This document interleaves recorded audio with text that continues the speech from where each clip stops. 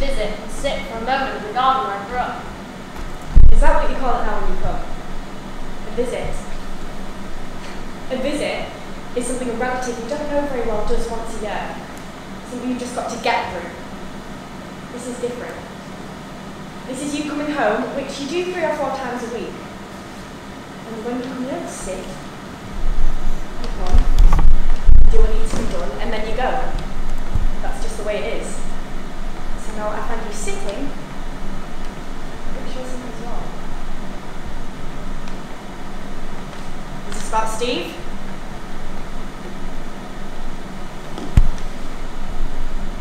I'm leaving him. Does he know yet? We'll soon. You might want to drop the kids over, give yourself something to talk. Not surprised. No. I can see this coming. The writing's been on the wall for some time. What did it say, Mum? This writing.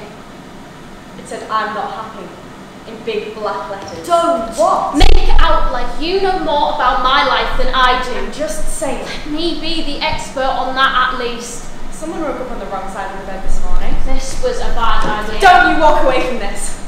You're not 12 years old anymore. What will you do, Mum? Slap my face? Pull my hair? Do you remember when Rosie fell off the ladder? She was only 2. 18 months, if that. You'd asked me to watch her. You were busy inside. I was doing the house. I didn't really want to watch her. I was lying in the sun in my bikini, but you kept insisting I would burn. I didn't have the skin for it. You still don't. I was determined I would get a tan that summer. You've got your father's skin. Only closed my eyes for a moment. Dad had left the ladder leaning up against the shed. He never did that again. And I didn't know she could climb. Babies can't climb ladders. She could. I could still hear the sound of her skull cracking as it hit the path. I heard it from the kitchen. I screamed and ran outside and saw what had happened. You looked at me and I swear I went cold. You could do that with just a look. I still can. But particularly to me, Mum. You do that to me.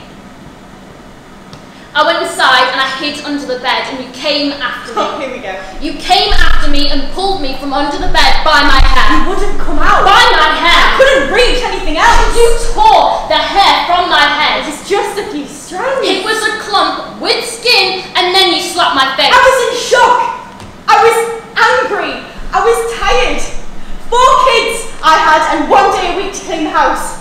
And I asked you to do one thing. To watch over your sister. You were too selfish and vain to do it. Vain? Lying in the sun like a princess bloody muck instead of watching over your sister. I wasn't vain. I was just trying to fit in. To be like all the other girls. I was a mouse. A mouse, Mum. The only thing I thought was pretty about me was my hair. Which is what you tore from my head. Funny that. It was a moment of anger. I had a bald patch for a whole term. It still doesn't grow properly. It was one time! And now what? You're unhappy because I pulled your hair when you were 12 years old? I was 14. Are you going to tell your father a lie? Go right ahead. Oh Bob, Pip's leaving Steve because I pulled her hair when she was 14 years old and she's been unhappy ever since. It's been good for a while now, Mum. I know there's been a rough patch, but that's true for most marriages. I've tried. Have you thought about trying some more? I'm not happy, Mum. There's that word, happy.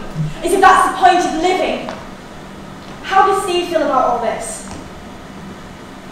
I think he'd like things to stay the same. You have a husband who loves you, who is a wonderful father, and you are walking away from that. Not easily. It doesn't make sense. I know. Steve is a good man. Oh, I get it. What? There's someone else. No. Look at me. I'm doing this for myself. Yeah, that much is clear. Can you just take my side, Mum, for once? The man has done nothing wrong. He has loved you and been a good father. Why should I make an enemy of him? Because I don't love him. Too bad! You've got kids, you make it work. Now while you look at me and tell me there is no other man. You stupid girl. Don't. Why would you do that to yourself? Please God, tell me he's not married. What about the girls? Where are they in all this? Being offered a position in Vancouver. I'm going to take it. You're taking the girls from him too? No, they're staying here. What? The position is for 12 months. I'm going to go and see how it goes, and at the end we'll decide what's best. Do you hear what you're saying? If it were a man making this decision, if it were Mark or Ben, you'd have no question that they should take this. Not if they were walking out on their kids. Work is important to me, Mum. This is a professional opportunity and I'm going to take it. And who is going to pick up the slack with the kids?